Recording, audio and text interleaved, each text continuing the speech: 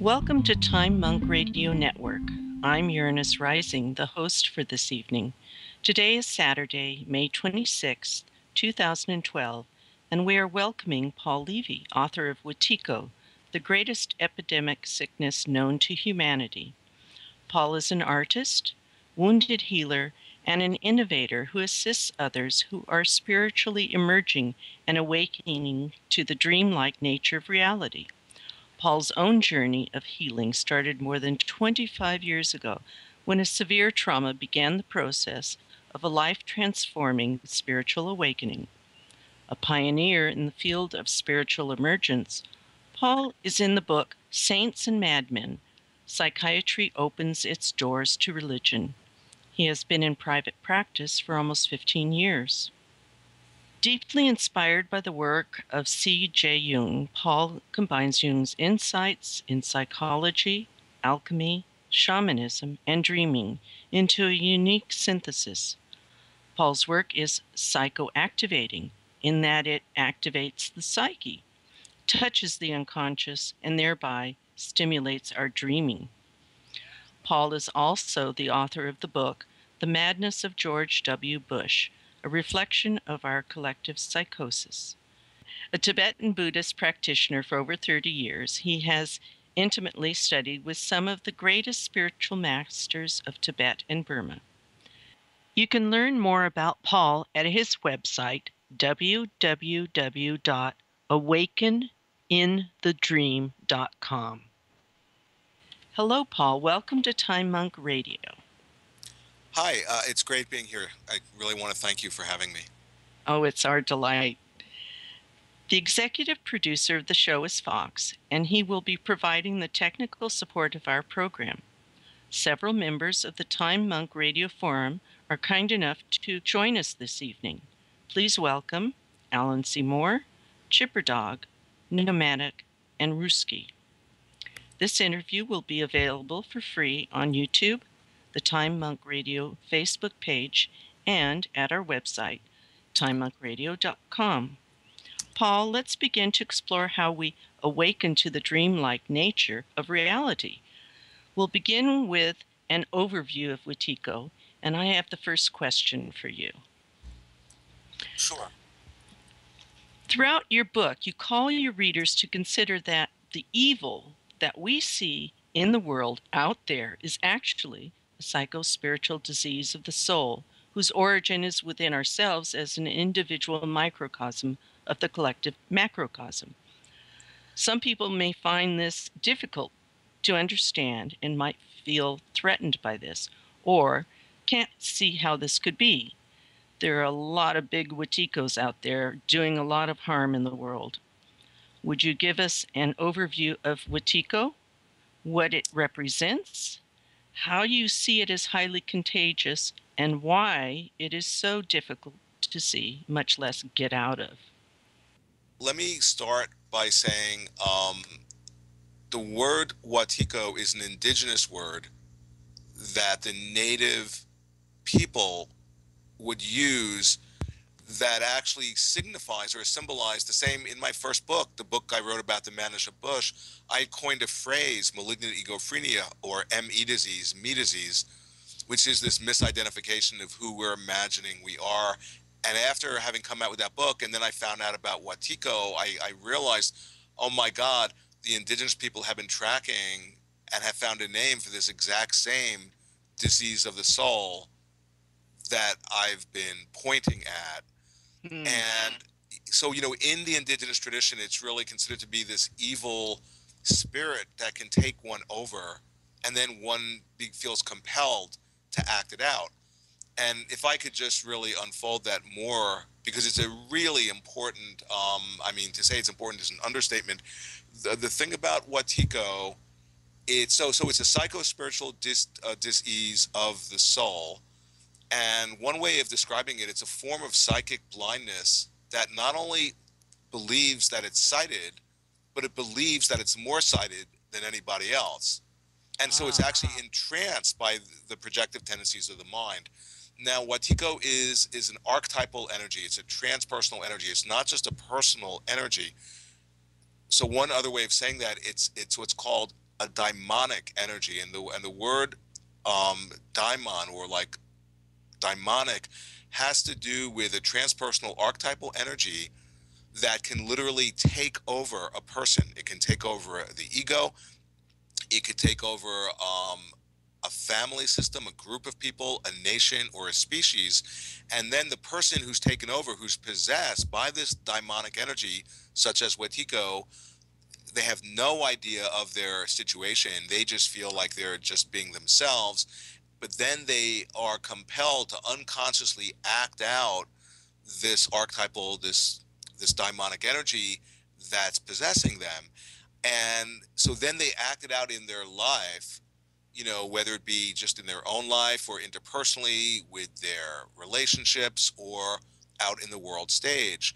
So that's very interesting, because basically, if you just contemplate that for a moment, you begin to understand that encoded in Watiko simultaneously is its pathology, are the symptoms, and it's like its own revelation. So in other words, it contains within itself its own medicine. And one other way of saying that is that it's like the deepest sickness and evil, and actually it's potentially having a real blessing part, that depending if we see what's being shown to us, it can actually help us to wake up. So, one of the deepest problems with it is that we can't see that we have it. And so, does that mean that we need other people to help us and mirror back to us what we're doing, or how we're Yeah, being? no, that's a great question. And it's both yes and no, because the thing about Watiko, its origin is the psyche, Mm, and it works through the psyche of each of yes. us, and it works through our unconscious and through our blind spots. And the very instrument that we're bringing forth to investigate Watiko is the psyche. So Right. the very instrument that we're using to like explore it is the same instrument through which it actually operates, covertly operates. So on the one hand, one can really develop some form of training and self-reflective awareness to track it within oneself, and at the same time, it's incredibly helpful um, to have other people. I think of, like, in Buddhism, they talk about the Sangha, the community of fellow awakening beings, to have other people to actually be reflecting mirrors to help us to see when we're actually fallen under its thrall. But it's a very, very tricky, it's like, because it's like a higher dimensional virus, and it Mm, shapeshifts, and it's always hiding in the shadows of our blind spots, of our unconscious, and it's incredibly, it's basically impossible to pin down and say this is it. And so, but it's important to actually just articulate the actual challenge of what we're dealing with. We have to understand what is the nature of the beast we're dealing with, because if not, if we think, oh, it's just a normal thing, we'll just completely fall under its thrall and act it out in a destructive, in a self and other destructive way. oh, yes. Wow, lots to think about. And I do appreciate what you're presenting here.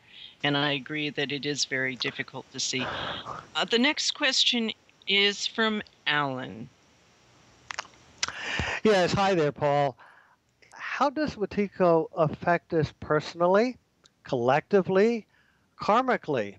And can we overcome it? Is it a manifestation of Buddhism's idea of a false duality due to obscuration? And could you touch on some of the points of coincidence between the shamanic practices and those that we find in Buddhism, any of those of which you might be aware? Sure. Oh yeah. That's a great question. And you see, let me just take a step back before I even begin to answer that question. And that is, you see, the thing about Watiko is that if we think it exists, like, so here in my book, I talk about it being a mind virus, or a mind parasite, or like a vampire, or like a tapeworm. I have all Oh, these yeah. different ways of describing it. But if we think that it actually exists objectively, then we've fallen under its spell. Then we've invested it, Yeah. with its energy, which makes it manifest as if it really exists. So on the one hand, it doesn't even exist in a real, actual, objective way. In Buddhism, they'll talk about emptiness, or one way of understanding, if you have like sort of like with Dracula or a vampire. A vampire Yes. doesn't exist on its own. If it's just left to its own side, it just withers away and dies. It only exists relative to somebody it can feed off of. Okay, so the same thing with Watiko. It's a very interesting thing that if we think it exists, then we've fallen under its spell and we've invested it with power that it doesn't warrant. But if we think it doesn't exist, then we've fallen under its spell and will be destroyed by it. So you see, why I bring that in before I even begin to answer your question is that it's like this koan, it's like a conundrum that we're dealing with reference to this entity, and so then it it acts itself out both, intrapersonally, like within ourselves, interpersonally, between ourselves, and collectively as a species in our relations and on the world stage, because it's a multidimensional disease. And one way of articulating this, it's non-local. And that means Oh, yeah. it's not bound by the traditional, like the laws of third dimensional space and time. And if we're entranced in the materialistic scientific point of view that's causal and linear, we can't see, we're blind to Watiko, we can't see the non-locality. It operates throughout the field.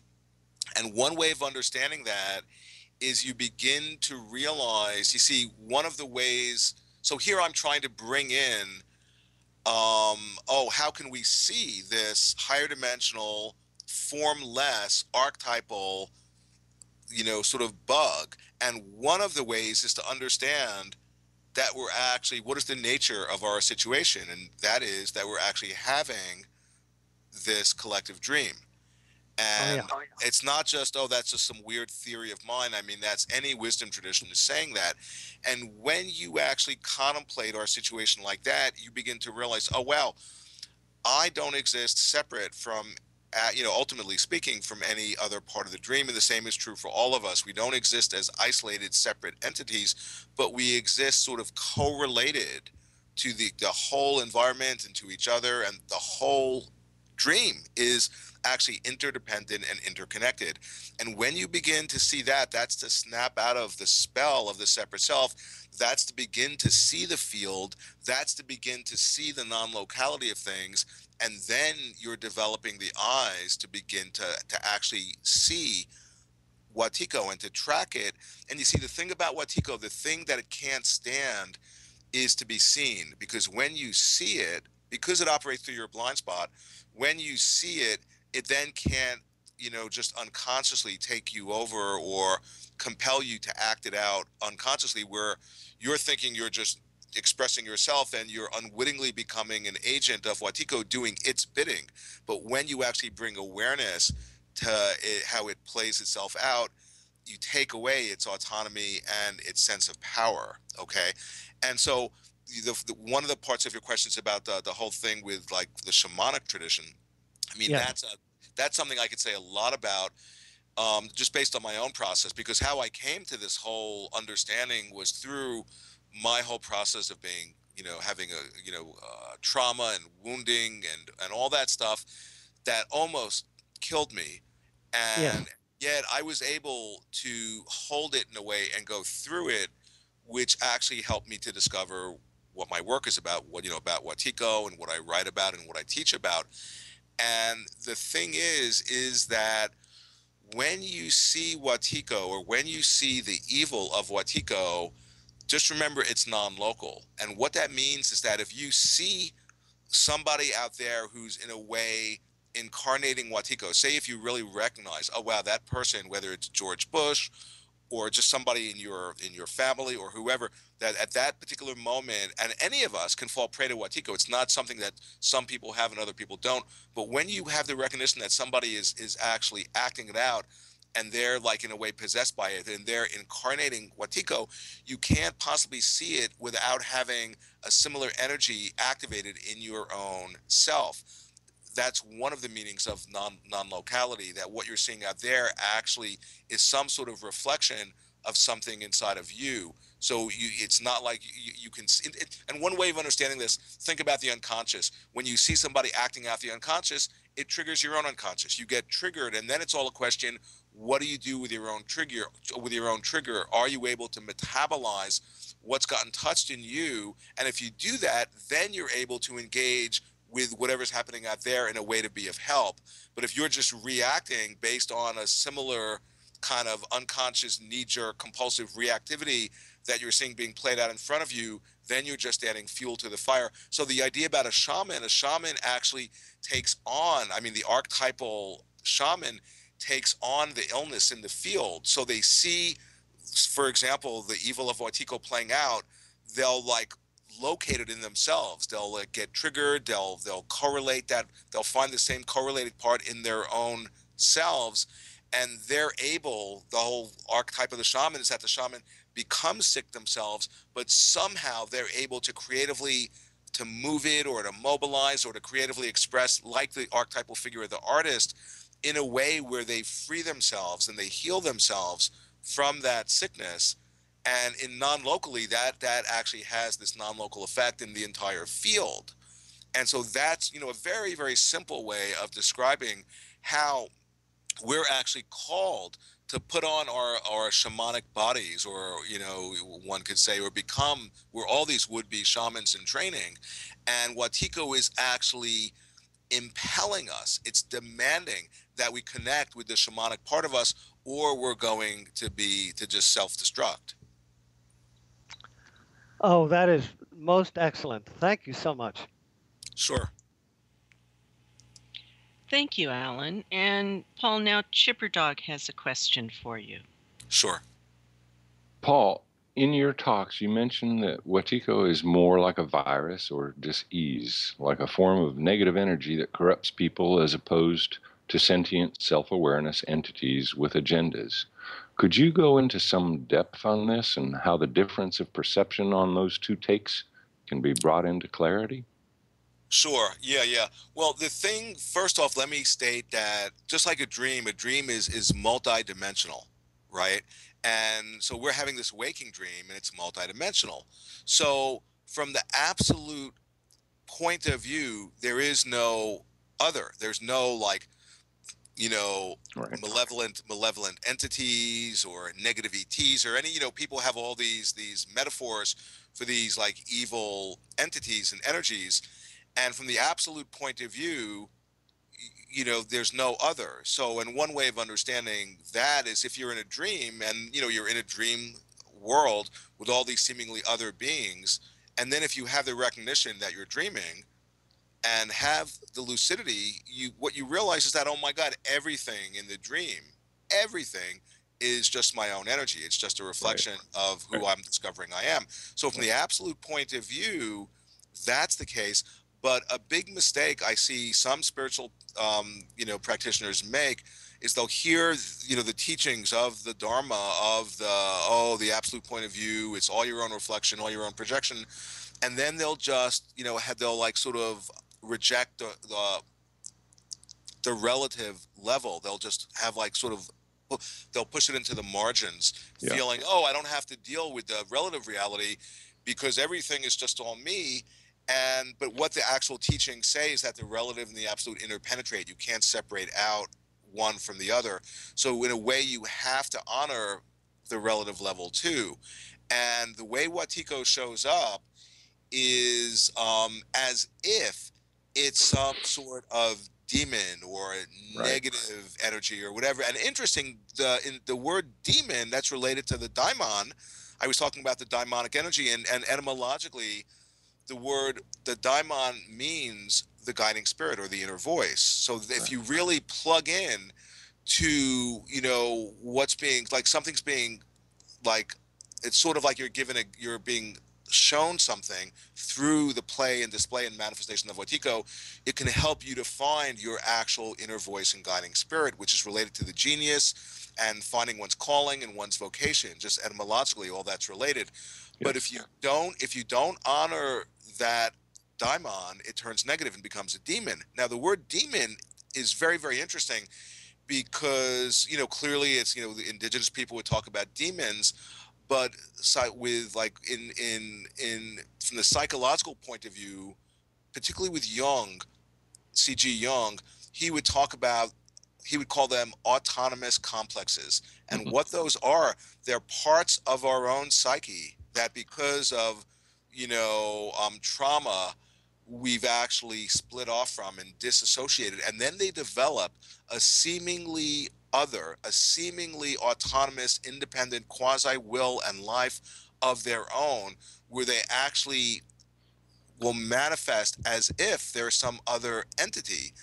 But, in the ultimate sense, it's just, our own, part of our own wholeness, Yeah. And so your question is, I just love your question, but it's a very challenging question. It's, people have contemplated this for centuries because, yeah, are these negative entities and energies, do they actually exist? Are they out there? Are they objective? Do they have these malevolent intents, or is it just our own mind? And somehow, you see, it's sort of like there's an intermediate dimension where they're both true, and that's where the absolute and the relative kind of interpenetrate, where, yeah, you have to honor both the relative and the absolute without having the marginalization of one or the other. Okay. Right. So yeah, I actually could say a lot more, and if there's a particular part of the question I didn't answer, please feel free. The seemingly is what seems to be the operative word in what you had just said, and because that distinction between the outer and the inner is so fluid. Right, and the thing is, with that distinction between the outer and the inner being fluid, that's the nature of a dream. If you think about it, you're in a dream, and if you don't know the nature of your situation, you're going to think the dreamscape is actually, it's solid and real and objective. Yeah. But if you all of a sudden have the recognition of, oh wow, I'm actually in a dream, then all of a sudden, what do you discover? And what you discover is that, wow, the seemingly outer environment of the dream is actually my inner process, just dreamed up as the dream. And that's kind of why, there's a famous saying, I think in the apocryphal text, where Christ says, you enter the kingdom when you make the inner as the outer. Right. And it's that whole idea that the inner and the outer are actually reflections of each other. And that's when you begin to realize the non-locality and that this is like the synchronistic world we live in. And interestingly, the word synchronistic, think about it compared to Kronos. Kronos is the negative father, the archetype of the negative father, who will abuse power simply because he can. And that's the deeper myth that's playing out. That, from the mythical point of view, that's what Watiko, that's how it plays itself out in that dimension. And so it's interesting that Kronos is like the negative, power-hungry part of Watiko. And when we discover the dreaming, the non-locality, the fluidity between inner and outer, that's to recognize the synchronos, the synchronistic matrix that we're embedded in. Yeah. Wow, that topic alone could consume hours of discussion. Yeah. No, I've written articles about it. Believe me, I know it's really interesting. Thank you so much. For sure. Thank you, Chipper Dog. I have a question for you now, Paul. You write about Watikos as soul murderers who seek to kill tenderness, vulnerability, and aliveness, anything that might break down the armor surrounding their hearts. Yet you also speak of how they are trying to deal with their own suffering. I can see how we might all do this to greater or lesser degrees, and there seems to be a great sadness in this, more pain born from pain. I think most humans invest a lot of energy in avoiding themselves because we fear being bad, and as you said before, those places that we split off that are so painful, which might feel crushing. Would you speak more of this and also speak of how this might be a way of denying or avoiding suffering, including your thoughts on this gain from your Buddhist practice? Sure. Yeah, no, that's a great question too. Yeah, well, you see, the thing about Watiko, there are all these aspects of it. It's a multidimensional entity, and one way of understanding it is that it's a form of trauma. Mm. And and the thing which is interesting about trauma is that when we're in trauma, one of the real key characteristics of trauma is the compulsion to repeat the trauma, which is the pathology, that is the symptom of it. And and that's the seeming problem. And yet, from a deeper point of view, we're actually again and again trying to complete something and heal something, but the way we're doing it is actually creating, in this weird feedback loop, the very thing that we're trying to heal from. So it just becomes like this negatively self-perpetuating feedback loop. Now, one of the things about whether you talk about trauma or Watiko, is that um, the person who's afflicted in whatever moment, because it's really important to understand we all potentially can fall prey to Watiko at any moment. It's not like, oh, this person has it and that person does, or I don't have it. No, then you're already under its thrall if you're thinking in that way. Um, Mm-hmm. but one of the things about Watiko and the traumatized aspect of Watiko is that there is an inability or an unwillingness to feel our Yes. pain, to feel our guilt, to feel our trauma. So then what do? We act out our trauma and we induce in somebody else to feel the very feelings that we can't feel ourselves. And one way of understanding is that we're then giving a transmission of the lineage that we're the representative of, this lineage of abuse and of being traumatized. We then pass it on and we actually invoke somebody else to feel the very same thing. And then if they don't deal with it, they're just going to be a link in the chain, passing it on to their kids or lover or whoever. And so the thing is that it is sort of like I was saying in my book, it's a contagious disease. And so that if that's not seen, that whole sort of the way people just get compelled to act it out and to transmit it, then that's just going to be in a way propagating itself non-locally throughout the field, just endlessly, more and more and more. And but from the point of view of being a practicing Buddhist, you actually just, when that actually gets, if you're at the end of, if you're a recipient of that, say Mm-hmm. it's somebody who is taken over by Watiko, is acting out their affliction, and you're being kind of hurt or abused or re-traumatized. Yeah, if it's too much and it might just re-traumatize you and in your wound and all that, that's one thing. But as you become more of an established practitioner, you begin to realize, wow, this person is actually showing me their process. They're showing me where they've been wounded and where they've been hurt. They're actually showing it to me by actually acting it out, Yes. with me, doing this dance with me.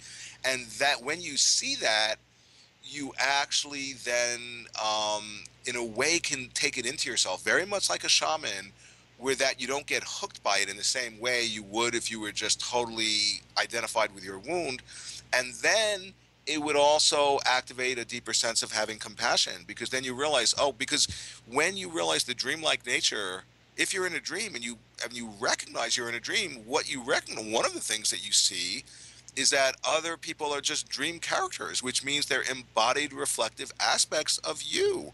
So that means that this person who's the Watiko, who just acted out his malady and his suffering and his pain on you, that's actually that part of yourself, that it's almost like that's that figure deep in your psyche that's now appearing outside of yourself in fully objectified form. Abracadabra, there it is.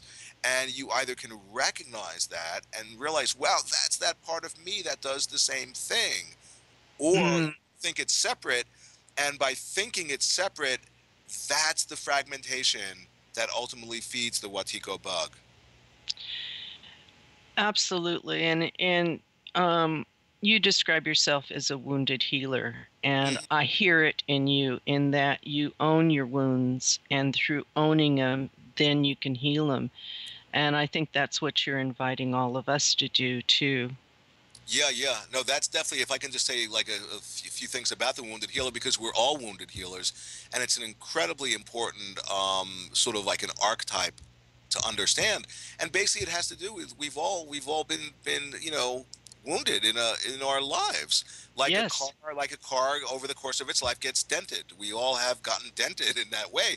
And but I can speak for me. For a long time, I would feel my wounds, and I would feel like, wow, I really have to get rid of this. I have to, get whatever, not be wounded.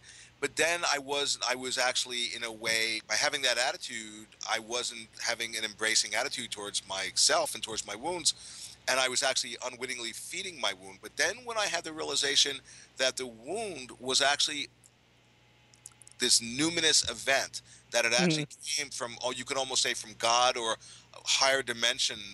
It was like an expression of some sort of higher dimensional, like, just manifestation. Then all of a sudden, yeah, it wounded me. It's gotten me in touch with certain pain or all that. But by actually having the willingness or the receptivity or the ability to feel that pain and to feel that wound, instead of going around it to try Yeah. to just, be in avoidance of it, but by actually going through it, then you tap in. And that's this is totally related to the archetype of the shaman. Then you tap into that place that's in you that's actually transcendent to the wound. And then you're able, because you've experienced the depth of that suffering, it empowers you to be with other people in the depth of their suffering, and then you've become a form of the wounded healer. Beautifully stated. Beautifully stated. Thank you very much, Paul. We're going to move on to our next topic of naming the shadow. And Nomadic has a question for you, Paul. Sure. Hello, Paul. Hi. I'm asking this question on behalf of Palooka's Revenge. And it is, in Close Encounters, you state, quote, whichever name we use, we are in the midst of a collective psychosis of titanic proportions. And one of its most stunning features is that very few people are even talking about it, unquote. Do you think this lack of talking about it is the very evidence that validates exactly what you point and could even be reflective of causality? And would you regard this lack of talking about it as a form of denial that's playing a role in manifestation? Yeah, that's boy, the thing about Watiko is that, it's a psychic epidemic. It's a collective psychosis, and that's why I continually talk about the non-locality and about the field, that you can't understand it. It's not a pathology that you can just, understand in an individual person, and that it actually is displaying and expressing itself, um, in a collective fashion. So first off, it's really important to understand that it is a collective psychosis, and that we're in the midst of a collective psychosis, that, or you could say a psychic epidemic. And in my book I talk about this, and I say part of the collective psychosis, you see, it's almost like when you're a fish in water, you become so just accustomed to the water, you don't even, realize you're in water, that you're surrounded by water both inside of your body and outside. It's all over, so you don't even notice it. And it's the same thing with the collective psychosis. It's become like this normalized state of affairs, so much so that there's not even discussion about it, which itself is both an expression of the collective psychosis while simultaneously feeding the very collective psychosis of which it's an expression. So yeah, you're totally right on. And so on the one, and now also, just one other thing comes to mind, and that is with the evil of Watiko, or just evil in general, that evil can really only play out its full blown, like, whatever, just malevolence through masses. Yeah, it's one thing, it can, subsume one person and they can act it out in whatever fashion. But it's something that when you bring a group of people together, their psyches, in a sense, reinforce each other's unconscious blind spots. And so because of that, you see, that's what a collective psychosis is, or a psychic epidemic. And because of that, it's very easy for the group to get into group think instead of just, people being really these individuated autonomous beings. And quite often then there'll be this leader who will get conjured up who's embodying the very unconscious of the group, and so they're actually all feeding each other's narcissism and feeding each other's blind spots and feeding and reinforcing each other's unconsciousness. And when you have a situation like that, and just think about like what's happening, whether it be in our country or our world or the Middle East or in Israel, you can pick like a number of places just to contemplate exactly what I'm talking about, and it becomes really obvious. And that's why one of the inner meanings, like with malignant egophrenia, I was saying it's ME disease, me disease, but it also the ME can also stand for mad emperor disease, which is having to do with when somebody gets power, they become corrupted and they will abuse their power like a mad emperor just because they can. But the inner secret meaning of ME disease is Middle East disease, because if you think about the greater body politic, the Middle East is like an acute inflammation of a non-local outbreak that's happening locally in a particular place in the body politic of our world. And so one can actually see Watiko when you really study a particular place or country or person or family system in which it's actually playing itself out. And yeah, so the thing about just this, there's incredible sense of denial, and then we deny that we're in denial, which becomes a self-perpetuating feedback loop, which gains a certain momentum and autonomy. And then when you have that group collective unconsciousness and denial and psychosis, it's like an impenetrable bubble gets conjured up, around those people, where any self-reflective awareness that can show them what they're doing, can show them they're unconscious, just gets either like resisted, or it gets perversely interpreted in a way that supports their psychosis. Right. That sounds really sounds like a really good answer, Paul. Well, thanks. Yeah, no, I mean, it's something I think about all the time, because I'm in this world, and it's like I'm just, I think one of my jobs is to sort of be really awake to, oh my God, the collective madness. Because keep in mind, as I was having my awakening, I was thrown in mental hospitals and told I was the one who was mad, which I found to be really bizarre. So I think I've attained a real hypersensitivity to the collective madness in our species. Right. Well, thank you very much. For sure. Thank you, Nomadic. Paul, how does seeing the field, our interconnectedness in its nonlinear and non-local display, empower us with the visionary tools we need? Oh, well, that is the thing we need, is to see the non-local field. That seeing the field is to actually begin to step out of the imagination of the separate self.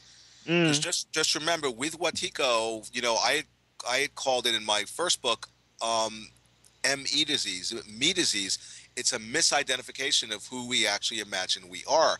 So to the extent, like, so first off, who are we? Well, we're these like kind of, our identities are really these, in Buddhism, they'll talk about the emptiness, that there's no intrinsic independent existence, that we're just moment by moment these ever-changing, impermanent, it's like a display that we then concretize and assume or imagine is something permanent.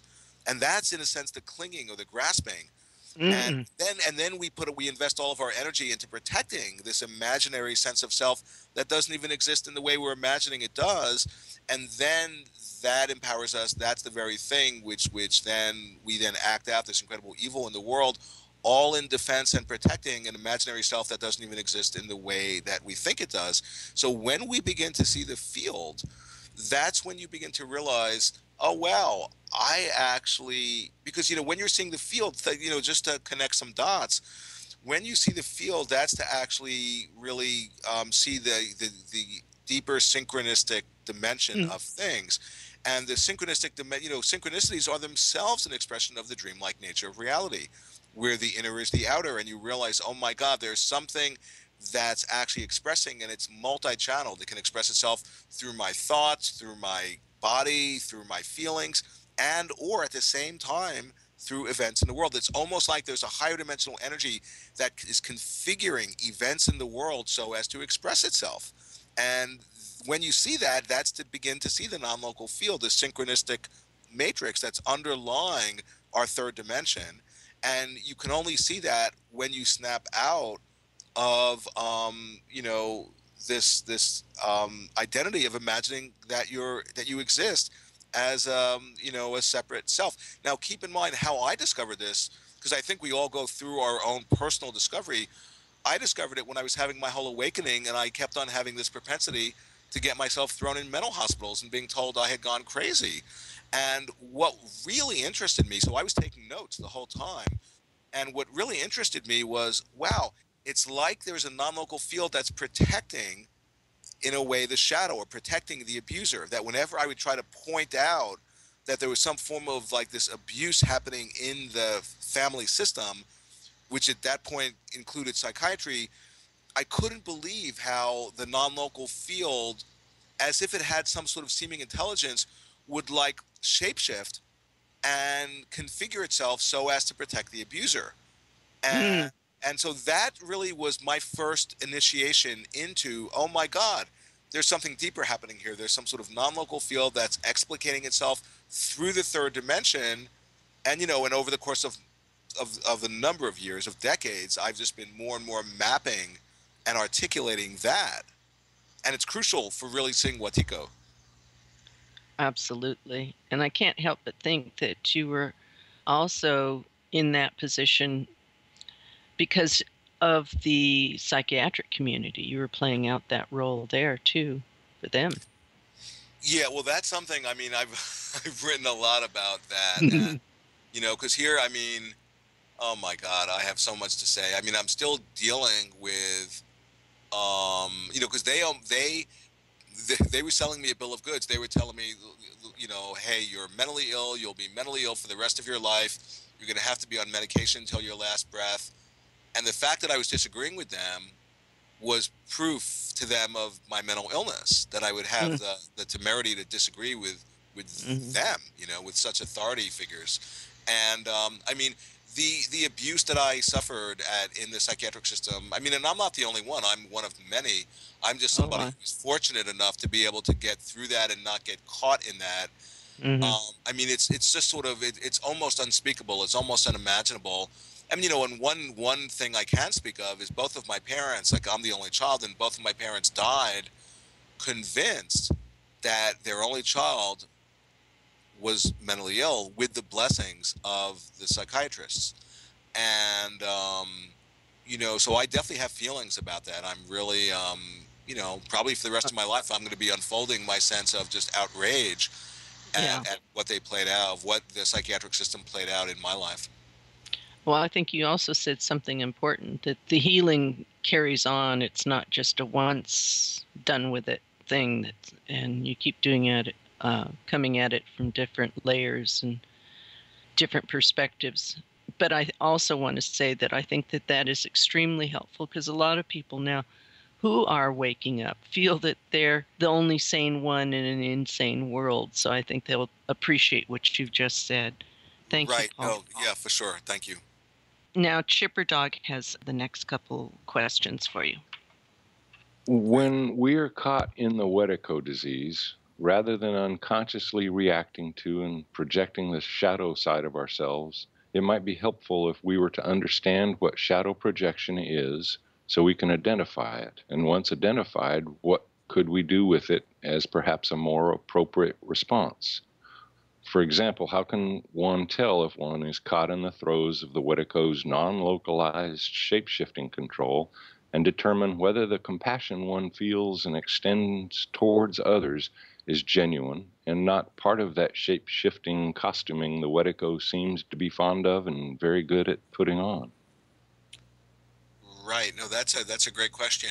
And one of the things I talk about in my book is that from the psychological point of view, that the real underlying process is shadow projection that underlies Watiko. And, so it might be really good for me to just say a few words about that. And the way that shadow projection works, so first off, there's the shadow, which is, sort of the disowned part of ourselves. And it can be positive too. We can we can project out our brilliance and genius just as easily as we project out all of like our seemingly negative, bad, the parts that we don't like about ourselves. But the really important point is that when we project out the shadow, then we find somebody in our life to be a carrier of the projection. So in a sense, they almost always have a hook. And think about a hook like when you have a coat, you want to hang your coat on a hook. So they might, even if they have like 0.00, like 1% of the content of the shadow, that's all we need. And then that'll draw out our shadow outside of us. And keep in mind, we only project the shadow to the extent that we're not really owning it. And so it's an internal process of disowning and disassociating from our own inner darkness. We then throw it outside of ourselves, and we find people who are carriers of it. And then by seeing them as embodying our own darkness, we then and one way of thinking about who we all are, we're these infinitely open-ended, multidimensional holograms with all, full color spectrum, of the rainbow.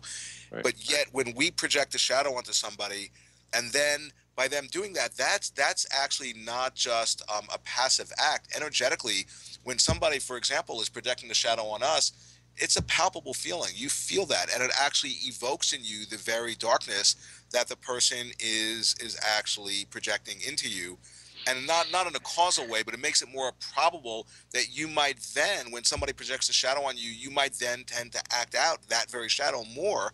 And as soon as you do, then the other person, who's actually the projector of the shadow, has all the evidence they need that, oh, well, you really are the embodiment of that shadow, because now you're acting it out. So I have justification for even more shadow projection, so that the original shadow projector becomes even more entrenched in their viewpoint of seeing the shadow is outside of them, because they have all the evidence, they have the proof.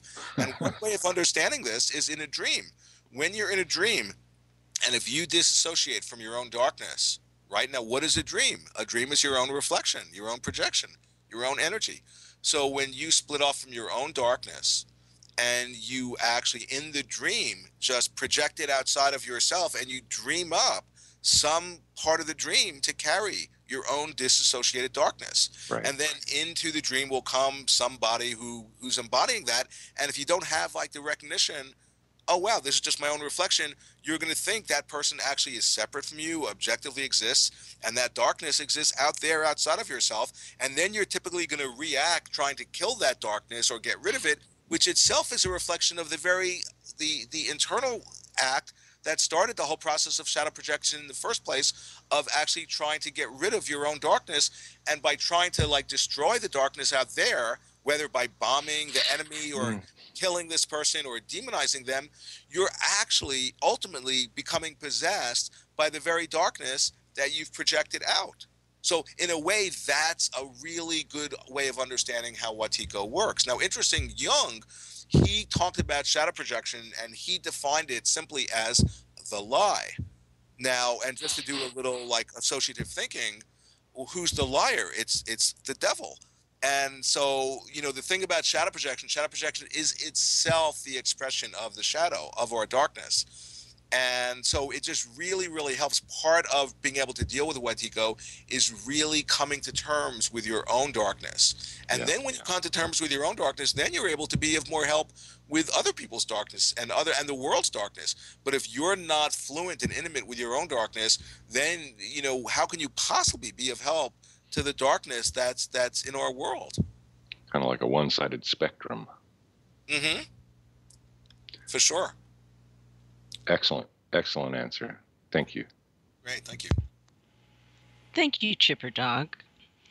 Paul, I have got a couple questions for you. The first one is, Watiko seems to utilize shadow projections as its main vehicle of transmission. When there is a mutual shadow projection between individuals, groups, cultures, or nations, what dynamics can go on, and how do we collectively mirror what begins on an individual level? Right. And the thing about, it's really, I think it's important to differentiate. Yeah, there's shadow projection where one person or one group is doing on the other. That's one way of understanding shadow projection, but almost always it's a reciprocal process. It's a mutual shadow Mm, projection. mm-hmm. And the thing which is interesting is that then both parties are intimately tied with each other because they both have an unconscious investment in the other actually carrying their own shadow. And Right. there's, in a way, a counter incentive for both of them to self reflect and to see their own darkness. And so, and when two people are having mutual shadow projection, or two nations, um, it's a surefire equation for madness. And, and that's just to put it really, really simply.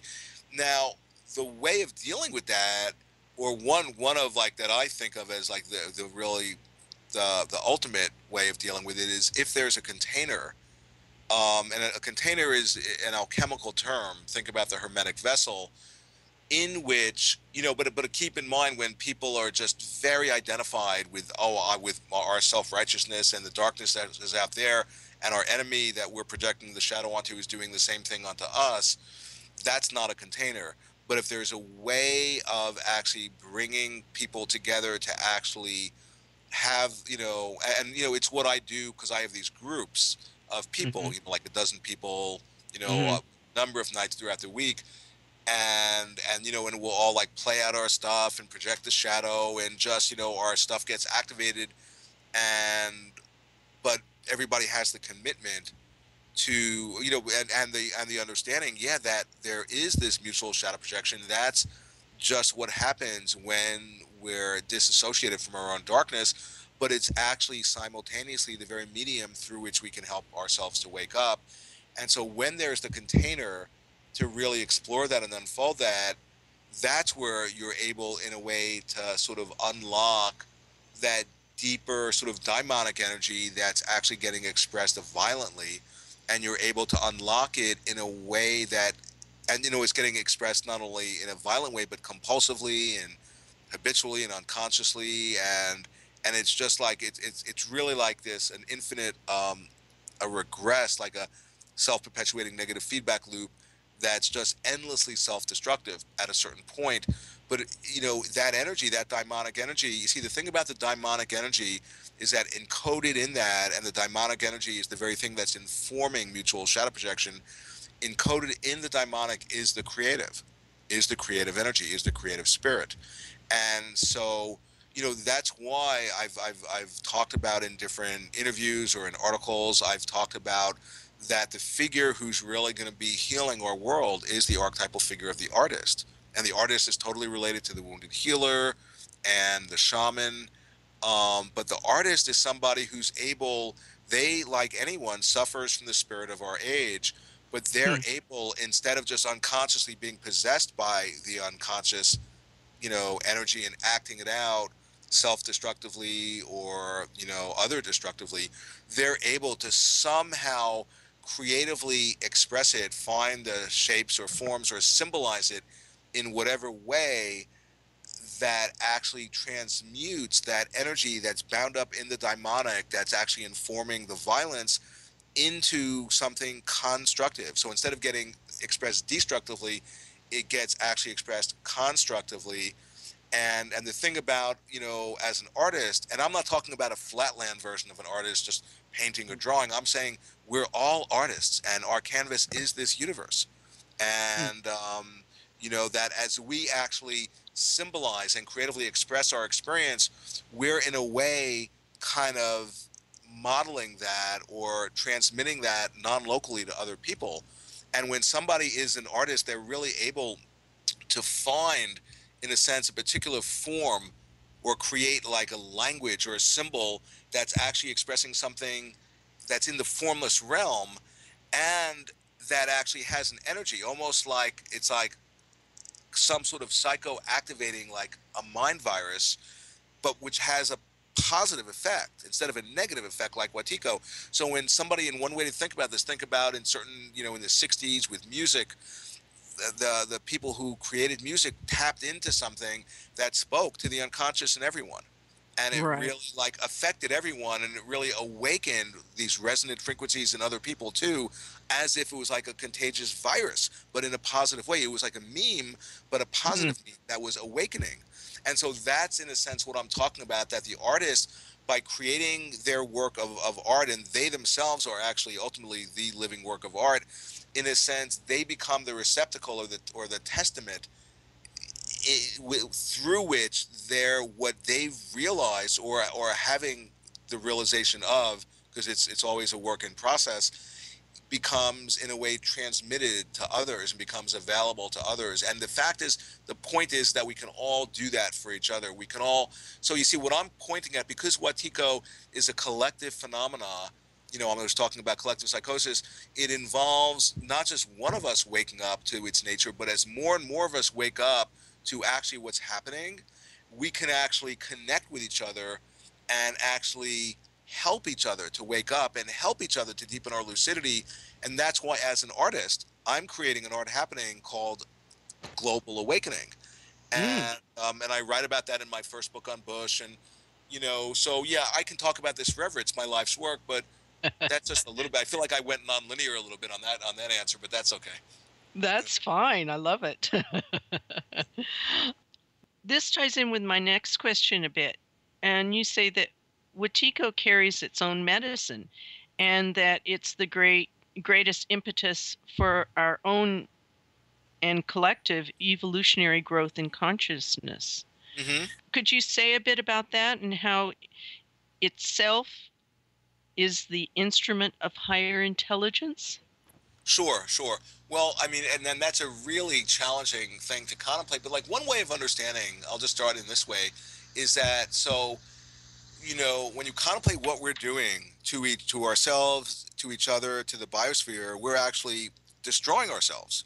I mean, we're enacting a collective suicide ritual. That's Sure. obvious. And I had mentioned to a friend of mine a number of years ago when I was writing an article about collective psychosis, and I was saying to him, "Oh, I'm writing this article about collective psychosis," and he was so funny. He said to me, "What makes you think that we're having a collective psychosis?" And I didn't even know what to say. I thought, like, well, what makes you think we're not? Do you have any evidence that we're not? But the point is that so here we're actually, destroying ourselves, but we're actually destroying ourselves so as to learn how not to destroy ourselves. So destroying ourselves becomes, like, in a way, the medium or the process or the way that we're like figuring out how not to destroy ourselves, which we clearly haven't figured out, or we wouldn't be destroying ourselves. So the thing I'm saying is that Watiko, it's sort of like it's very quantum. And what I mean by that, think about like the nature of light. Well, is light a wave or a particle? Well, it depends how you observe it. And and you can't say it's either one or the other. It contains both. And so the idea, like with Watiko, is that, well, Watiko is the deepest evil, and it's destroying our species, and yet it's potentially helping us to wake up. Yeah. But it only is doing that if we recognize what it's revealing to us. You see, and that's why one of the conclusions I talk about in my book is the importance of finding the name. And this is just from mythology. The whole idea that, if there's a demon, a negative energy, you have to find the demon's name. When you find the right name, and I'm not talking just any name, but the right name of the demon, you then take away its power. And that's why one way to get a handle on Watiko is by finding its name. And so anyway, so that's just a little bit about that. If you have any more particular question, I can maybe go into it deeper. I think that's good for now. Great. Thank you for that. And the next question is from Alan. Yes, hello again. Earlier you were talking about these problems that you were having with your family and also with a psychiatrist, but as it turns out, that led to a really important peak experience in your life in which there was a breakthrough and you actually were able to see the world as it really is, as a dream. Interestingly, this particular realization is the goal of many people on a spiritual path. people who are working with lucid dreaming or dream yoga or similar techniques. And perhaps you could talk a little bit about that peak experience and maybe give us any advice for people who happen to be on that path. Sure. Well, okay. You know, I had this spiritual awakening in 1981, and it was based on just incredible trauma and wounding. And without going Right. into the details, it was just, I'm an only child, and my father had wound up, whatever, he was a genuine, he was very, very sick, real, like, whatever you call a sociopath, psychopath, whatever. I've actually coined a phrase, psycho-sociopath, which sounds, I just like the sound of that. But yeah, I was the recipient of that, and I was just, like all of us, just the sensitive kid. And so it created, but the point is that it created enormous suffering for me. And I went into the suffering in the sense that I quickly figured my way out, that I couldn't figure my way out of my suffering with my mind. Because up at that point, I was in my mid-20s, and I was always, a good student. But all of a sudden, I reached the limits of my intellect. And so the only thing I could figure out to do was just to watch, which is just to sit in meditation. I was doing Vipassana meditation. And so that's what I was doing, hours and hours and hours a day, with a teacher and in a tradition. And then I had this awakening, which, got me, the first, day got me thrown in a mental hospital. And, there are all these completely over the top experiences that happened. And I mean, I can talk about, maybe one of them. I'm also, I mean, one way of talking about it. So, stuff would happen in my life that was completely physically impossible. That was not supposed to be able to happen in this reality, but it was happening on a regular basis, or not on a regular, but fairly regular. I mean, during that year between 81 and 82.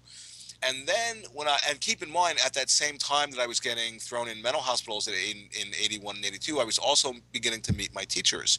So I was beginning to meet some of the great practitioners and enlightened, beings of Burma and Tibet.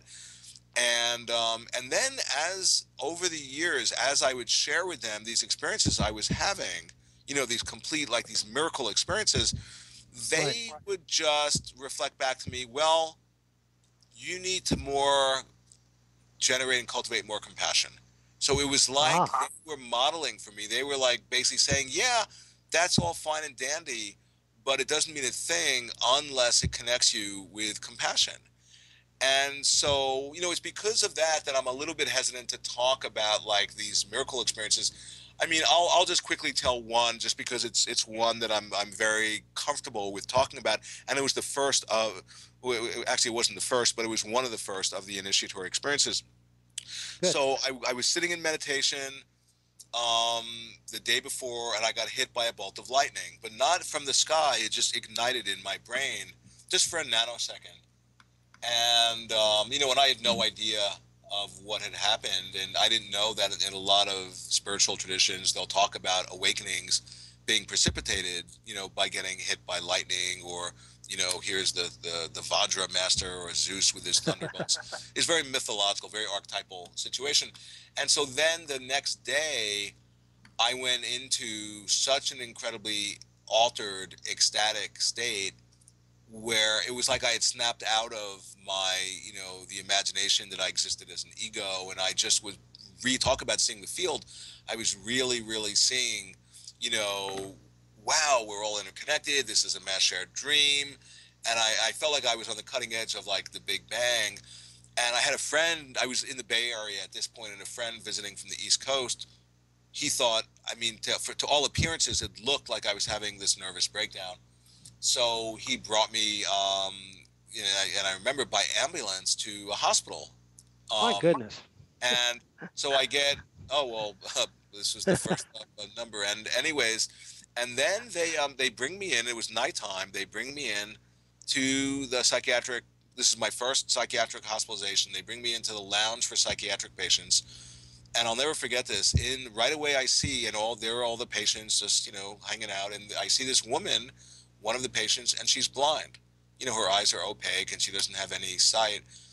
And so I just, without even thinking about it, I just wind up going up to her, and it was like I just was channeling something, like I was given a script to say, and I just said my lines. I begin looking in her eyes, which are just totally opaque and no radiance, no luminosity. Right. And I just start saying these words: all you have to do to see is open your eyes and look. And I just kept on repeating those words, looking in her eyes, getting closer and closer to her. The whole thing took about a minute, and her eyes kept on getting more and more radiant and more healthy till she regained her sight. And then, as if on cue, right at that moment, the doctors came, or the orderlies, or whoever, and they brought me to a next room and they strapped me up on a bed, and that's where Oh I my. spent the night. Now, just to consider from my point of view, it couldn't have been more obvious at this point that I was having a spiritual awakening, and I'm just contemplating what had just played out with the blind woman. And so, to make a long story short, the next morning they unstrapped me and they put me in a room, and coincidentally, who's in the room, the only other person in the room sitting across the table, is this now ex-blind woman. And she's just smiling at me from ear to ear, and she's not saying a word. And then all of a sudden, my heart chakra just blossomed. Oh And wow. I never had that experience before, and I had the realization, oh, I get it. Her eyes were physically fine, but psychically, inwardly, psychologically, she wasn't letting herself look. And somehow I saw that, and and then and she was ready to heal, so I was in a sense the one sent by central casting to to say my lines, which I said perfectly, to help her Yes. to actually heal her blindness. And then not then, but I think a long time after, I realized, oh, and from the dreaming point of view, she was like the blind part of myself that I had dreamed, that I was seeing out there. Like, she was a reflection of the part of myself that's not looking at something, and that was psychically blind. And then she finally says to me, the first word she ever said to me, she goes, aren't you going to answer the phone call from Roy, which is my father's name? Oh. And then within like 10 seconds, the nurse comes in the room and says, Paul, your father's on the phone, because my parents had just gotten word that I had supposedly had a nervous breakdown and was, institutionalized. And so, just if I can just do a quick commentary, in that episode with the blind woman was encoded my entire life's work, because Yes. now I have the realization, oh my God, that's the dreaming, that we were both dreaming each other up. And, it was a total synchronistic coming together. I didn't do anything special. I wasn't any sort of healer. I was just, in the right place at the right time. And I was cast in this role of, saying whatever I said, because it just intuitively fell in my head. And fortunately, it was the right thing, it was for her, that she needed to help to heal. And I had the realization, oh my God, that's what is always happening. We're always dreaming each other up, like I'm dreaming you up, but you are dreaming me up to dream you up, and vice versa. You see, it's an acausal, it's not a linear causal dream. It's an acausal, atemporal, nonlinear dreaming process. It's circular, and we're always dreaming each other up. And what I'm trying to bring in is that we can dream each other up to the highest. We can dream ourselves awake. We can actually, and it's a whole other thing. I can talk for hours about that. But that's basically what's available to us when we come together with lucidity. Wow. That is so helpful and inspiring. I have one more for you if I could. This question is from another one of our members, Palooka's Revenge. And it goes like this: do you think that it's possible to deny some aspect or some part of ourselves that may be conscious to us only as some feeling or certain thoughts of ourselves that are unacceptable? And as a result of that denial, that quality or state of the energy's essence splits off from us at the core conscious level and is projected outside of the self, where it may align with like minded or similarly charged energies, which act out in some kind of behavioral manner that comes across as unacceptability. Yeah, well, what you're describing, that's the dreaming. In other words, when we, I think of, like, there's a beautiful quote from Jung. He says this a number of different ways, that the unconscious always approaches us from outside, from Uh-huh. outside of ourselves. So when you think about, you're in a dream and you're like disconnected, say, for example, from your anger, right? So you're Right. not dealing with your own anger, you're not congruent with it, and you're not integrated with your own anger.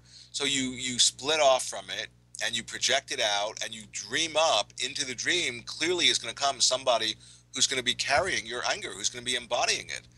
Oh, And wow. so they, so if you have the recognition of the dream, that it's, oh wow, I'm in a dream, well, you would recognize, oh, that's just a reflection of my own anger. But if you don't have that lucidity, you actually think that, oh wow, that's actually, that person is separate from me, they're just angry, it has nothing to do with me, it's just that, and it's an objective manifestation, and that's an illusion.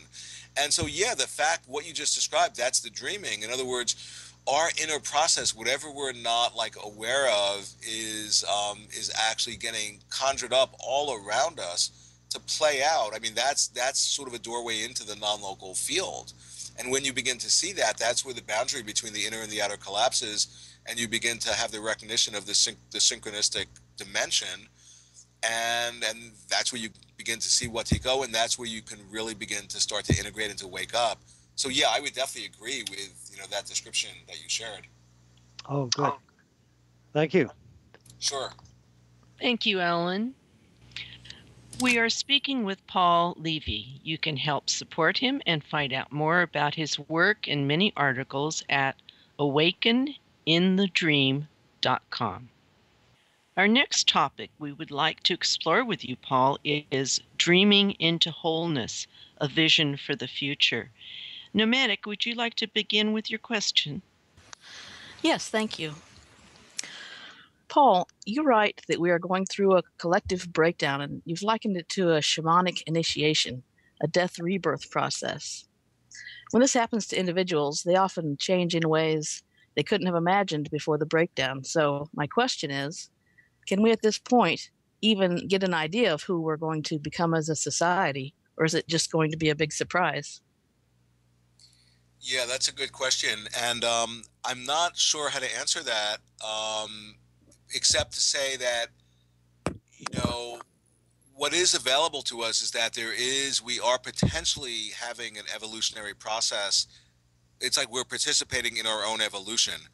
And one other way of saying that is, when you actually are in a dream and you have lucidity and you've woken up to whatever degree in the dream, one of the things that you discover is that the idea of, oh, that the Messiah, for example, is going to come and save us, that that's kind of not quite it, because you discover that we are the Messiah.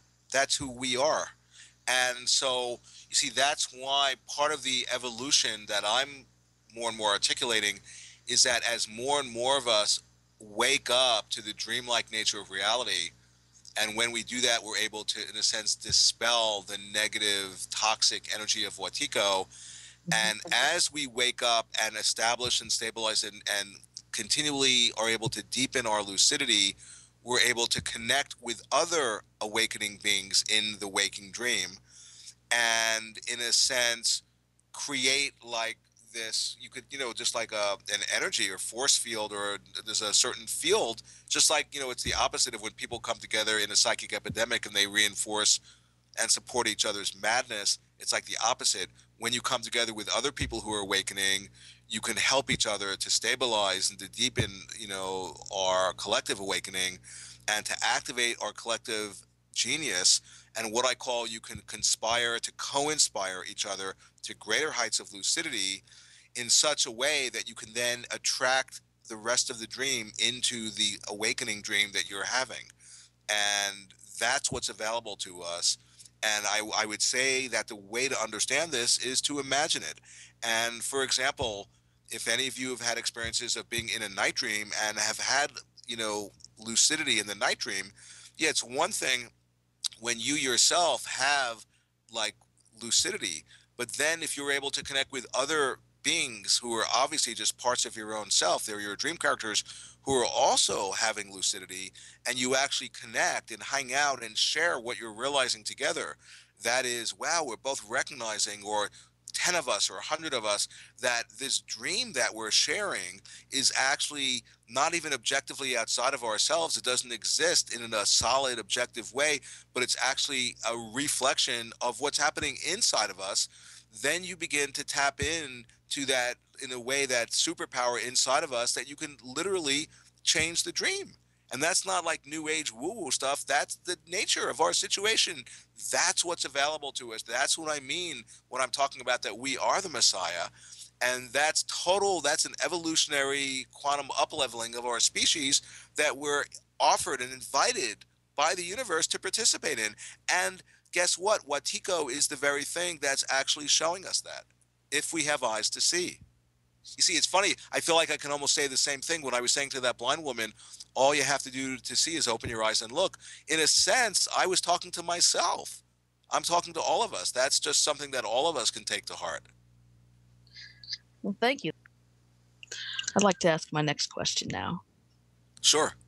How can people integrate a spiritual awakening into their everyday world if those around them don't understand what's going on or accept it, or they may even actively reject that individual's awakening?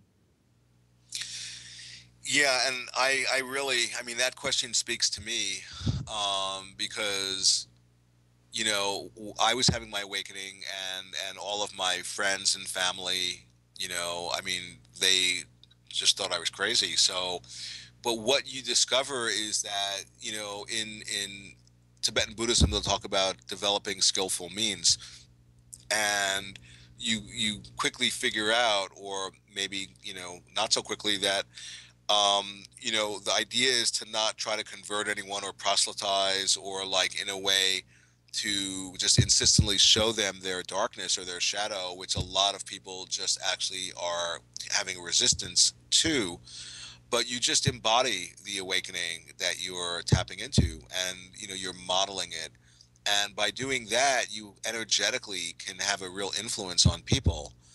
And you know, and then, yeah, when people are really, when they're ready and ripe and open, then you're able to, you know, to go to talk about stuff, or to reflect back, you know, certain shadow elements or unconscious elements. But one of the ways that I found really helpful for me, because, you know, it's what I do.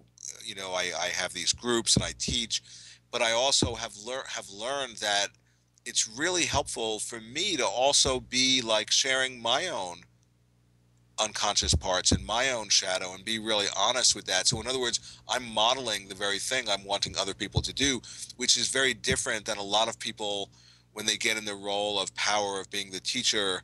They all of a sudden just, in a way, pretend, or whether it's even unconscious or conscious, whatever, oh, I'm the guru, I'm the enlightened one. And that's just another, you know, another ego trip, and another, you know, sort of this way of abusing power. So just to, I feel, to be really authentic and integrous, and to own your own stuff, you know, and to embody what you're having the realization of, I think, is like the best way. Uh-huh. And that kind of leads into my next question, which is that you have said that we can begin to awaken by noticing synchronicities. And I wondered if there were any techniques or viewpoints that have helped people to awaken to the dream and begin to change it that you're aware of.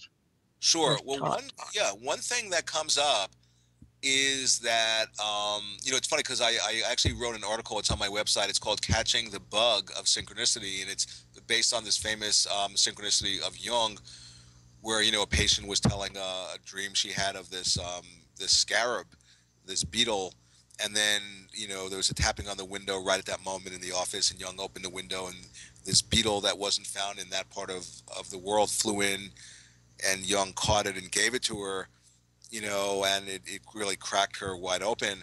But I called it "Catching the Bug of Synchronicity," because when you hang out with other people who are tuned into synchronistic awareness, it actually becomes contagious. And now, just to take a step back, one of the things that I really see with most people like when they come into the groups that I facilitate, which are all about awakening and becoming, awake in the dream, is so many people they just assume that whatever they're seeing is objectively what's happening. There's just an unquestioned assumption on that. And so on one hand, it would be one of I think the first steps would be, that would be helpful, would be to really, develop the point of view that what we're seeing isn't necessarily what's objectively happening, but it's what we're perceiving. It's what, in a sense, it's how we're connecting the dots on the waking ink blot. Right. And like one way of understanding this in Tibetan Buddhism, there's a tradition called the Terma tradition, which means, Terma means hidden treasures. And the idea being, that like sort of, you could say the enlightened guru or the enlightened mind itself hid certain spiritually enlivening treasures in the field and would inspire people at exactly the right moment in time when these teachings or treasures were really needed, would inspire the right person to discover them. And then, like, right at the right moment, when the time was right, the person who was destined to discover the hidden treasure would find it, and then it would be the very thing. It was almost like a vitamin that was like, healing, and it was almost like a compensation for maybe something had become one-sided, and the hidden treasure actually got it more in balance, or was the very thing that was needed to wake people up. Now, why I bring this up, there's a terma, and then one of the essential teachings. So it was a discovered, like an example of a terma is the Tibetan Book of the Dead. It was written by Padmasambhava, and then it was discovered centuries later. And and so anyways, there's one terma that actually the real essential part of the teaching says, as a thing is viewed, so it appears, or you could essentialize that as viewed, so appears. Now that's an incredible potent equation of how we create reality. As you view something, that's how it appears. Think about a dream. You view the dream in a certain way, or you change the way you're viewing the dream in a particular moment, and the dream, being nothing other than a reflection of your mind, has no choice but to shapeshift instantaneously and reflect back your change in perspective. And why I bring this up is because you begin to realize, oh wow, there's nothing actually objectively out there that exists intrinsically or independently separate from your own observing it. And what that opens up to the synchronistic dimension of things, because then you begin to realize, wow, when I'm not overlaying or concretizing my fixed conceptions about the nature of this waking dream, and I just allow the dreamlike nature to manifest and to show itself to me, that's when all of a sudden you begin to get introduced to way more synchronicities. Excellent. So the synchronicities, the more you notice them, the more they show up. Oh, that's totally true. And particularly when you hang out with other people who are also turned on to them, it's kind of like then, the whole field gets really potentiated for synchronicities. All right. Okay, I have one more question for you. And you have said that if we become as one and act in ways that benefit the whole, a divine energy becomes available to us, and we become channels for love, wisdom, and compassion. How can we use this energy to bring to light the dark side of ourselves? Yeah, and that's really good because, in other words, what I'm talking about is when we get in sync with ourselves or in sync with others with the intention, not to feed our ego, but to actually serve what's best for the whole. And whether you're talking 2 people or 10 or 1,000,000 or 7 billion, when people get into alignment like that, it's like, like in Star Wars, they talk about the Force or something like that. You can think of it like some sort of energy gets constellated that's greater than the sum of its parts.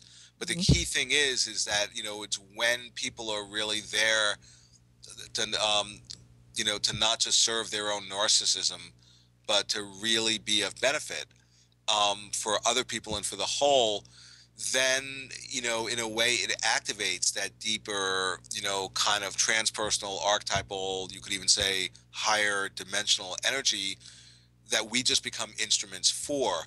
And then particularly if there's, an enlightened community like that. That's the idea of the Sangha, the Sangha of the Buddha. The Buddha talks about the three jewels: the Buddha, Dharma, Sangha, the teacher, teaching, and the community. That would be a real Sangha. And the idea of a Sangha is that a real Sangha is that you're able to help each other to see each other's shadows and darkness, not by demonizing each other, but, if with the understanding that we all have shadow parts, and that if you have a shadow part, you're a reflection of that part of me. And if a shadow is coming through you, we're all dreaming you up to play that out. So we're all in the soup together. That's the idea of the Sangha, that we're really interconnected. And so then we actually can get into alignment or in sync or with each other in a way that creates a win-win. And it's what I was referencing before when I was talking about we can actually dream ourselves awake. That, and that's part of the evolutionary process, that's actually happening, where there's a way of not getting hooked. You see, what will happen, somebody will manifest a shadow element and they'll be very convincing. And then if we get hooked by it, we then solidify them thinking that's who they are. So then we concretize them as being the shadow, which then is dreaming them down and making it more likely they're going to manifest even more of that shadow, which as soon as they do, even more entrenches us on our viewpoint of seeing the shadow outside of ourselves. That's the opposite of dreaming ourselves awake. Dreaming ourselves awake is dreaming ourselves up. It's when somebody is manifesting a shadow element, you don't get hooked by it, and you actually just really, because you're in touch with your own, of who you are, of your true nature, you actually, that's who you're seeing other people as being too. And by dreaming people up in that way and seeing their highest, not just ignoring their darkness, you see it, but you don't get hooked by it. The darkness is just their Halloween costume. But by actually dreaming people up, and you discover, wow, we can actually reciprocally create lucidity amongst ourselves and dream each other awake. And that is what the powers that be don't want. That's their worst nightmare. For us to actually realize we have this incredible power when we come together and plug into each other. And put together a good dream. Yeah. And change the dream in a sense that it becomes, a win-win, where we can all help each other. And if I help you, guess what? Because we're not separate, I get as much benefit as you do. All right. Well, thank you very much. Sure. Thank you, Nomadic. The next questions are from Chipper Dog. Paul, does greater awareness of what you term the Watiko epidemic indicate to you that possibly more people are awakening in the dream, as you use that phrase? Are there any methods you might recommend that individually and in groups that can bring even greater awareness and functionality to help ameliorate the boundary condition that seems to produce and feed the Watiko virus? Yeah, well, one way of understanding what's happening in the world, clearly there's a deep shadow that's unfolding, throughout our species. And from the dreaming point of view, it's like there's a deep darkness that's, becoming more and more visible. And one of the ways of interpreting that, because it's very easy to just get entranced and think that's just necessarily a bad thing, which from one point of view it is. Clearly there's incredible wars and destruction all over the planet. But from a deeper point of view, shadows are themselves an expression of light. Right. That light is nearby. And so the fact that the darkness is coming out from hiding in the corners and coming out from being underground and is fully visible is an expression that there's some sort of deeper, process that's filled, that's illumined, that's just filled with light, that's actually illuminating the darkness. So as bad as things are, and it's very, you see, one of the dangers is that because things are so convincingly bad, is to get filled and identified with despair and pessimism. Right. And that's to fall under Watiko, because when we have a pessimistic point of view, we view the world through a pessimistic lens. And then we actually, by doing that, we're actually invoking the world to to confirm to us the truth of our pessimism, which then once it happens in that way, we have seeming evidence to prove, oh, well, I was really seeing correctly, without realizing, wait a second, we're actually feeding into the very thing that we're thinking is actually objectively happening. So if we get filled with despair and pessimism, that, like I said, is to fall under the thrall of Watiko. But you know, if with all the darkness playing out, so many people, more and more and more people are actually waking up to whatever degree. Right. And so that's kind of why I really espouse, you know, yeah, don't become pessimistic, but actually, you know, become in a way an agent of awakening, you know, in the world where we could actually really help each other. And yeah, so I think that's really, really important, because one of the things about Watiko, it operates through our particular perceptions and our viewpoints in a way where, like an example, I was talking about pessimism. Well, even people who are like overly optimistic, who are thinking, oh, well, God's going to come in and take care of us, everything will be fine. That's as diluted as being pessimistic, Right. because wait a second, we're the ones who are the actual instruments through which God is waking him or herself up. And you know, what about just accepting responsibility for that? We're dreaming the dream. We're co-dreaming the dream with the universe, and let's like step into that instead of, you know, if we wait for some sort of off-planet deity to come and save us, that's madness. Yeah, I kind of agree with that. My next question is, what role does the artist have in helping to portray, expose, cleanse, and heal in however stark or accommodating fashion, and in honor of their authentic muse, the fluidity that may be at that boundary between our inner and outer manifestations of the Watiko epidemic? Well, one way of talking about the artist is that they're continually creating language, a new form of language in whatever their medium is. And so they're feeling the same stuff that all of us are feeling, because we're all part of, you know, I mean, we're all plugged into the same thing.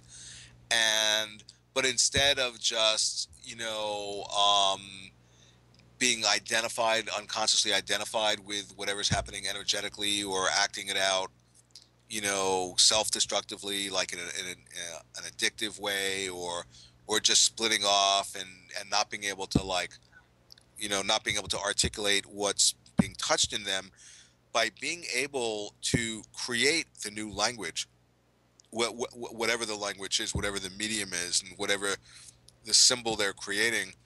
Um, by them doing that, they're actually in a way sort of modeling or tapping into, in a way, the divine creative process itself. So there's something, you see, there's something really, really profound about when any of us are able to creatively express our experience, that is not just healthy and healing for us in that moment, but any of us doing that, we're like, non-locally, us doing that is actually getting registered throughout the entire field. And it's very much, you know, very much like a shamanic vocation, really, being an artist. That does resonate. And I guess the more that it does resonate, the greater that field resonation brings about that wholeness. Would that be a fair Yeah, for sure, statement? totally. Yeah, no, definitely. And that's and keep in mind that wholeness, that's something, you know, because we've all been, like, you know, have this wounding, or and we can easily become fragmented and disassociated. And it's very convincing that that's, you know, our state, but just to remember our wholeness, that's our, like, intrinsic nature. And so it's not even a sense of like we have to like create that, we just have to, in a way, like, have the recognition of that part of ourselves that already is whole and that has always been whole, you know. Uncover it from the parts that we put on ourselves. Yeah, it's like one easy, a beautiful image. Some of my teachers will use that. They'll think about so you think about the sun, you know, shining in the sky, and they'll say on a cloudy day, you know, the sun is still there, but it's just obscured by the clouds. So you just have to Yeah. sort of get rid of the clouds, and then the sun, like, actually, you realize, oh, it's always been there. it's kind of like that, or obscurations, or or wounds. If we become identified with that, that in a sense becomes like the clouds, in that those are our obscurations. So any of us doing spiritual practice really is the very thing that's getting rid of the obscuration, so that our true nature, like the sun, can just shine through. But if I could just say one more thing about it that feels really important, because in my first book I talk about, it's not enough just to be a spiritual practitioner, because a lot of spiritual practitioners I know will say, oh, if I just do mantras and prayers and get myself in balance, and the whole world will reflect that back, and then I don't have to do anything else. And from one point of view, that's true. Like if you do prayers and mantras and cultivate compassion and get yourself in order, that has an absolute influence on the seemingly outer world. But a lot of spiritual practitioners, what they don't recognize is that their inner process is manifesting in the outer world as the world body politic. That is their inner psyche, just non-locally getting, picking up the outer channel and expressing in that way. So by a spiritual practitioner just saying, oh, I just need to do spiritual practice, they're really getting entranced and absorbed in like narcissism, in their own narcissism. And similarly, like a lot of well-meaning political activists, if they are doing their political activism without doing their spiritual practice, they might be reacting to the powers that be with anger and hatred, and they're unwittingly then feeding the very dark shadow energy that they're reacting to.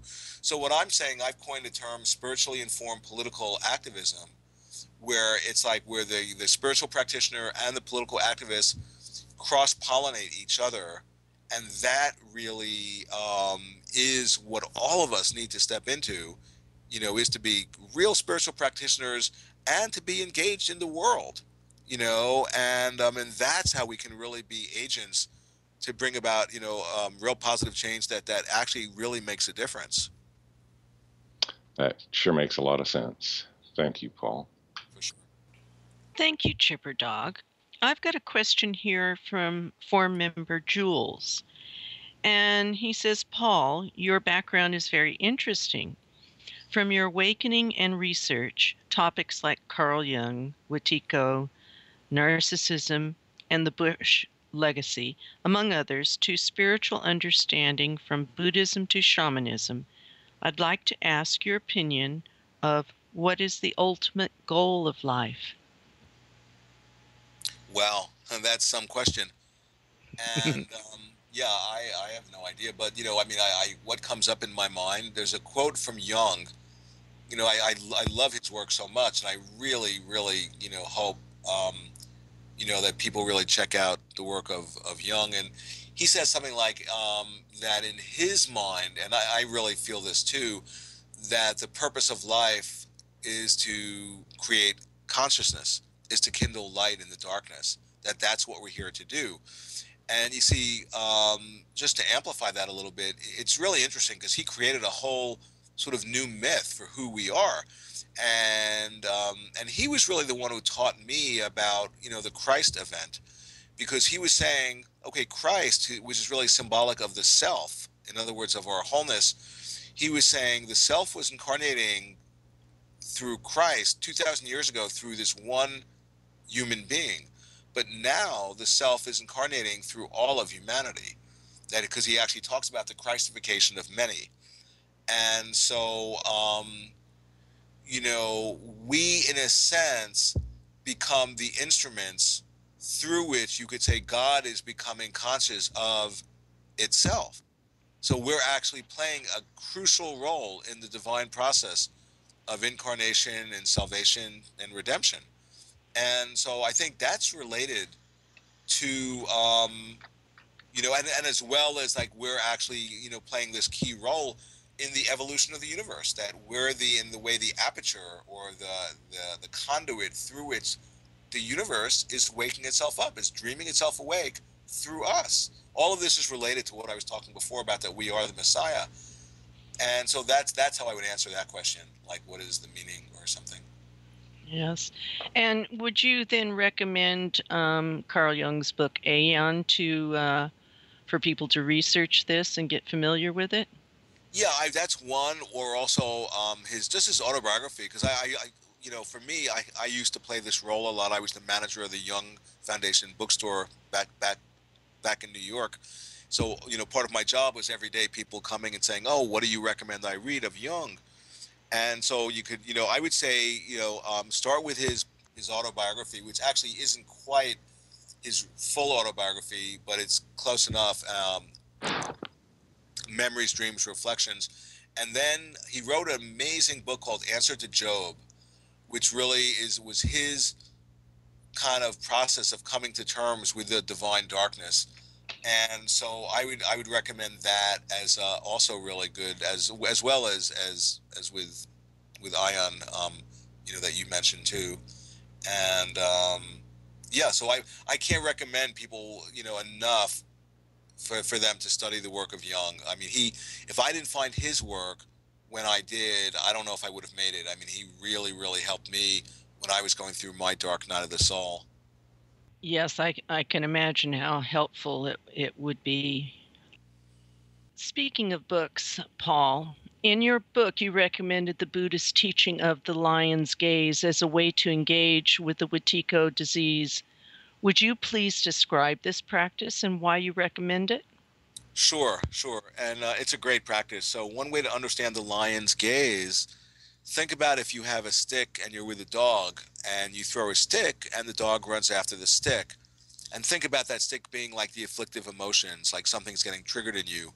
So in other words, something's getting triggered in you by somebody out there, and you put your attention on them being the problem. Oh, if only they would change, then I would feel better. But when you're with a lion and you throw a stick, the lion runs after you, doesn't run after the stick. So the practice is to be like the lion, that when you're with someone and something out there is triggering you, instead of indulging and putting your attention out there on them being the problem, you immediately, when something's being triggered in you, it's an incredible opportunity to self-reflect and look at what inside of you is being touched. And that's to assume the gaze of the lion. And it's an incredible opportunity to really to integrate, deep unconscious parts of yourself. And so that's one of the ways of dealing with Watiko. And, because I was saying it's non-local. And so when it plays out there and you see it and you become like triggered, instead of that being a bad thing, it's like, no, great. I can actually take a look at what inside of me is being touched, as a way of really even more deepening my healing. Wonderful. I just find that the lion's gaze is a really good teaching for accessing this. Next, we have a question from Ruski. Namaste, Paul. I Hi. feel very blessed to experience your truths today. Well, thank you. Your latest book, Watiko, The Greatest Epidemic Sickness Known to Humanity, is to be published as per Amazon on the 15th of January 2013. Is there anything we have not discussed or raised that you wish to address? And the thing I should say too, so you mentioned, right now I have the Watiko book out. It's already available. It's on my website. But within a few weeks of it coming out, and it came out a number of months ago, this major publisher got in touch with me and wanted to publish it in a new expanded form. So, and that's the one that's coming out in January 15th. And that one is actually a different title. It's called Watiko, the Psycho-Spiritual Roots of Evil, because I really just deepened the contemplation even more than in the current version of the book.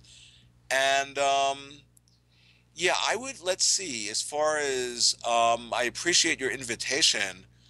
I mean, it makes me think of the art happening called Global Awakening, in which more and more of us discover that we're the dreamlike nature of the universe, which itself is profound, but on top of that we can connect with each other in a way to really, really help each other to wake up. That I feel is really profoundly important. And like I was saying, that's the real ultimate meaning of the Sangha of the Buddha, the community of fellow awakening beings. Because the word bodhisattva actually a really, my favorite translation is a being in the process of awakening. And who among us is not that, right? So the point is that, you know, as we more and more, because keep in mind the powers that be, what they don't, they want us to be separate and fragmented and disconnected. But as people who are awakening more and more come together, we can, you know, the only limitation is our own imagination, you know. And one of the ways that Watiko works, by the way, is by crippling our imagination, and first, you know, making us think that our imagination isn't powerful, and then thinking that, oh, our imagination is not real, or it's limited, where the, you know, it's, I've coined a phrase, the sacred power of the imagination, um, which is, or the sacred power of dreaming, same thing. And, you know, the idea being that our imagination interfaces with the imagination of God, and that in a way this whole universe is the imagination of God, and we're like the dream character, we're these dream characters in God's dream, and we have in a sense the same faculty of our creator. So we also have that divine imagination, and if we can tap into, you know, that place in us where that divine imagination is operative, we can actually, and it's that place where what we imagine, you know, can actually manifest in our life in a way that's beyond imagination at the same time. And keep in mind, I want to make a distinction between divine imagination and just like, you know, sort of fantasy, which can be a product of the ego, like a self-soothing fantasy, which is an avoidance of life. When I'm talking about imagination, I'm talking about, no, that's really the fundamental, like, core foundation of how we actually are creating ourselves and our experience and our world moment by moment, that it's actually stemming from the imagination. An example being whatever we're experiencing in this moment, yeah, we're, you know, experiencing in our mind, body, whatever symptoms or good feelings, bad feelings, but then we ourselves, just remember the as viewed so appears, we ourselves are meaning generators. We place the meaning and we interpret the ink blot. And then in no time, outside of time, faster than the twinkling of an eye, the ink blot just shapeshifts and reflects back our interpretation. So we, in a sense, are co-creators. We're co-creating ourselves with the universe, and it's through the imagination. And but a whole lot of us are doing it unconsciously in a way that's boomeranging and not serving us. So what I'm pointing at is that as more and more of us tap into the profundity of the sacred imagination, particularly when we tap into other people who are also doing that, that's the place where we can change the world. You know, and that's really, in a sense, what my whole work is about. Amazing.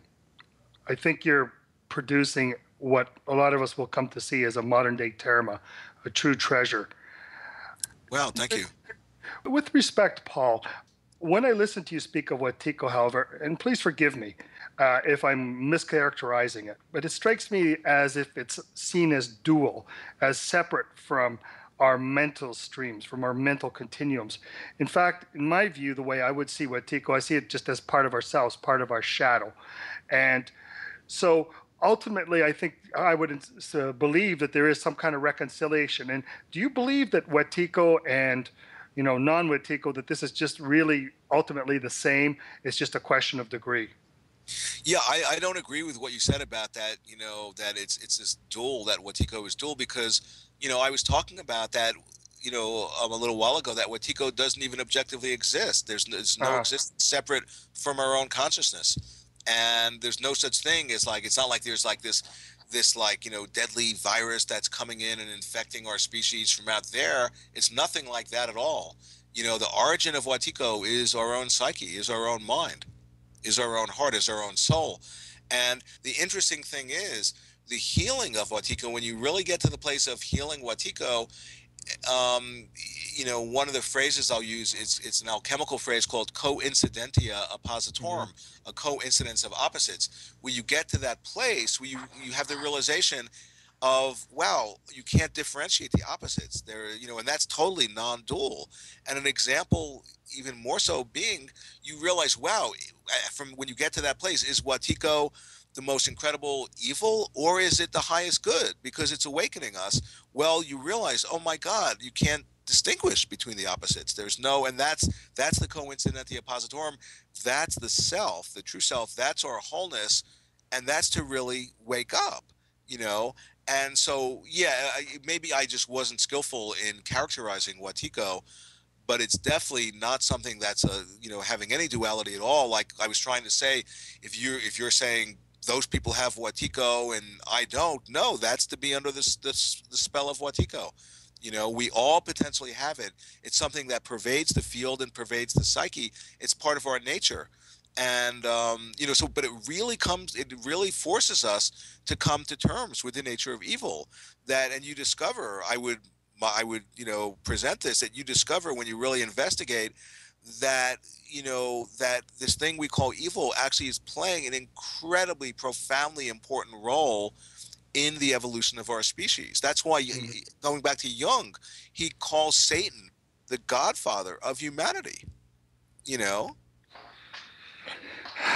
Wow, I have to say, I've listened to a lot of modern writers, and I've read a lot of material, and I am really looking forward to your latest book. I just want to thank you, for giving to us this opportunity to listen to this wonderful material. I'm really taken aback, frankly, for you to quote from Hermeticism and to be able to incorporate those principles into shamanism and Tibetan Buddhism, to me, is absolutely amazing, because it shows the profoundness and depth of understanding of your knowledge. Thank you. Well, thank you. I'll take that in. Thanks. Thank you, Ruski. And we have a little something for you, Paul, from our poet laureate, Chipper Dog. Paul, I would like to read a poem that came as questions while listening to an interview of yours I recently heard that was titled Watiko and the Dreaming, Shamanic Initiation and the Dreamer, and which gave my chills. I think you may have answered them in this interview, yet if these questions have meaning or make sense to you and you feel so moved, I would be grateful for any further response you may have relative to them. I call this Tara Mara Karamia, interrogatory number 7 in A flat. Which came first, field or the feeler? And where's the distinction of that onion's peel? Do vibrations of source point explode as a healing when non-local field brings a mind past its ceiling? Do we wear out the welcome that life fully gives when we take so damned serious what flow freely lives, and we brandish as hatred fear's tight sharpened shiv that calls out as another from a shadow unlived? Can we see past the terminus where we load crates that are bonded between us in various states? Does that box sit so heavy assigned by some fate that motion's will rolls out we may see too late? At the warbling edge of a conscious control, can we not touch center where waves tend to roll till the mirror is shattered on taking its toll, when we feel very closely what is that the eye holds? Namaste. Wow, thank you. That was great. Paul, thank you for allowing us to spend this enlightening time and discussion with you. Watiko provides us with a name to apply to our collective psychosis, and by naming it, we can claim it and let it go. Thus, you are indeed a true wounded healer. Also, your awareness and mindfulness provide the insights to inspire us as we awaken in the dreamlike nature of reality. We hope that you have enjoyed the interview as well, and that together, in joy, we can return, remember, revision our collective tenderness, vulnerability, and aliveness. On behalf of Fox and all the members of the Time Monk Radio Forum, thank you. And in our tradition, may you have many pies to come. Well, I really appreciate that. It's really my pleasure. Thank you. Thank you, Paul. Thank you very much. Thank you, Paul. Yeah, thanks. Thank you, Paul. Shalom.